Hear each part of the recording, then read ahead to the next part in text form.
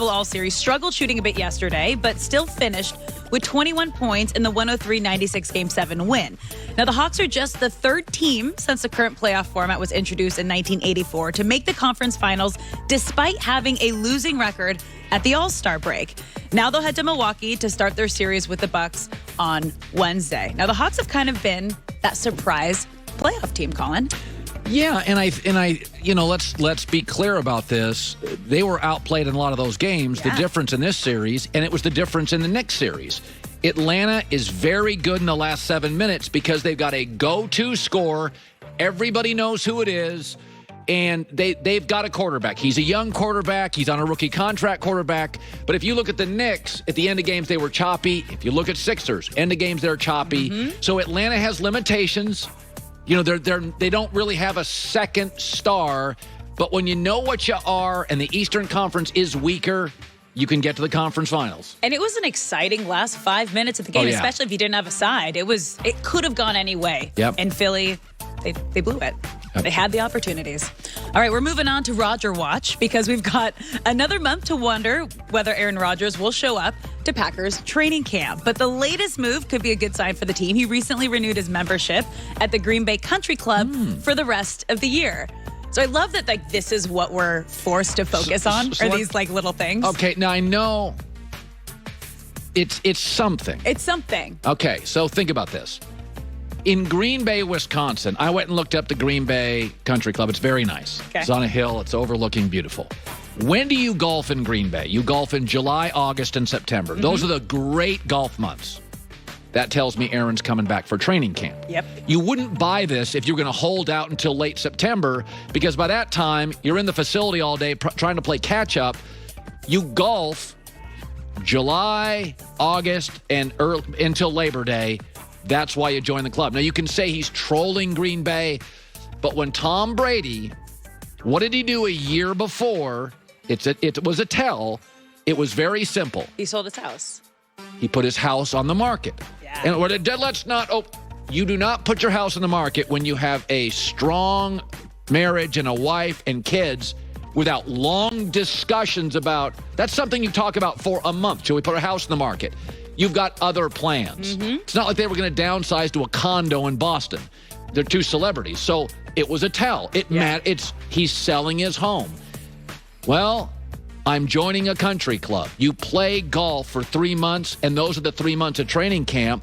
You don't do the two-a-days anymore where Aaron can go home, head out to the club, and, work on his short game. It's a little something, but it's a little something in the positive right direction for Green Bay and the fans. Yeah. So, we'll take that. Let's move on to Tom Brady because he looks as good as ever coming off his 7th Super Bowl win. Bucs general manager Jason Light said he'd let Brady play until he was 50 years old if he wanted to, but even Brady thinks that may be stretching it a bit. He said, even for me, that's a long time. I've always said 45 was the age that I wanted to reach, and that was my goal. This year, I'll be 44. So next year, I'll be 45. I got a 2-year contract. If I still want to keep playing, I might be able to do that. And if that's enough, then that would be enough. This is the first time we've actually heard him say, well, it might be a bit much. That might be stretching it. Warren Moon played near his mid-40s. 45, George Blanda did. So it's 45 if you have protection. Mm-hmm. I mean, if you start looking Warren Moon's era, you could grab a quarterback and slam him into the turf. And Warren, a great athlete, played well into his 40s. So 45 for a defensive tackle, a corner receiver is absurd. Yeah. We have examples where athletes at the quarterback position, even in the 70s, played into their 40s. So 45 to me, it's like you said, right now they've got a good offensive line. The game now is very protective of the quarterback. It's a very, I would say, becoming very, New England and Arizona, or New England and Tampa now are becoming a very quarterback-friendly system where he's got protection. He's got, usually New England, he didn't have to play shootouts in New England. The defense was always good, so he didn't have to drop back 45 times. With this team, he doesn't have to do a lot of the work. There's a lot of, they can run the ball. They've got good tight ends. So this is a friendly offense. Unlike like Russell Wilson, or Deshaun Watson last 2 years are running for their life. Tom can excel in that space. He also takes incredible care of his body, and that will take you a long way. Yep. Alex with the news. Well, that's the news. And thanks for stopping by. The Herd. He's obviously great, but has injuries. Harden has never really been great in the postseason where he depends on the whistle. And it's kind of ironic. All those three things is what you saw in the playoffs. KD was great, and Kyrie was unavailable, and Harden kind of underwhelmed. That's exactly what they were. People tell you what they are. Believe them.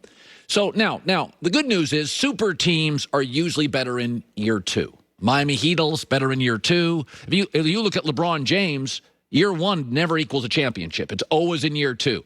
Year two in Miami. Year two in the return to Cleveland. Year two with the Lakers. So it takes time to get stuff going. The issue with super teams, though, is always the same. You can't have a bench. It's a salary cap league. I mean, you're asking Kevin Durant to play 53 minutes in Game 7. He averaged 45 minutes most of this series. I mean, it's an insane number. And if you go back to the last super team we had with three stars, KD, Steph, and Clay, and even Draymond, what was their issue? Bench. They would depend on Alfonso McKinney and Quinn Cook to play way over their head against great players in big spots. That's not fair. So you spend all your money on cars, folks. You're not going to have as nice a house. You have to make decisions on this. Brooklyn's bench, and I kid you not, this is a true stat, did not attempt a shot, not one in Game 7. No, I'll repeat that. Brooklyn's bench did not attempt a single shot in Game 7. The Phoenix Suns, not a super team, but really good, their bench gave you 60 minutes and was 8 for 15. That's the difference. By the way the Suns are constructed, Chris Paul only has to play about 30, 31 minutes because they have a backup point. Kevin Durant's got to play 50. Go to overtime, he's got to play 50. He's got to play all of them. And so at one point, Brooklyn was depending on Blake Griffin to be big for them. Well, that's not fair. Blake is way past his prime. And so, you know, if you're eating steak and lobster for dinner 4 nights a week, you're going to have to eat ramen and Lunchables the other 3. You got to make sacrifices. This is not baseball. It's not the Yankees. You just can't buy your way out of problems. So whereas the Warriors super team was so gifted, I mean, that's who I really look at Brooklyn as. The Warriors had 3 of the great shooters in a shooter's league and Draymond Green. Their bouncer at the bar, the tough guy. Brooklyn has 3 of the great closers in basketball, but both of their issues are the same. There's no bench. And by the way, when you're top heavy, we see this in the NFL as well. When you're a top heavy team, the Rams are top heavy. The Cowboys are top heavy. The Seattle Seahawks are top heavy. What happens? When you're top heavy, it literally takes one injury can derail everything. It can derail everything. I mean, the Cowboys lose their left tackle, Tyron Smith. It's not the same team. The Seahawks lose a pass rusher or a DK Metcalf goes down. It's not the same team. And by the way, top-heavy teams, you can win championships. They don't last a long time.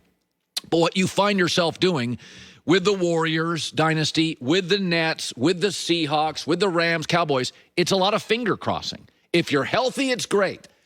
But come on now. When you are asking in a condensed season, Steve Nash was literally playing 6 guys. I mean, come on. And Milwaukee now is no longer just a finesse team. Milwaukee's a physical team. So it is. These are heavy, logged minutes of of Milwaukee, Drew Holiday and PJ and Giannis and Brook Lopez and Biggs leaning on you. The last 2 games of this series, I thought Brooklyn looked absolutely shot. Alex with the news. No. Herd on the news. This is the Herd Line News. Well, the Hawks are back in the Eastern Conference.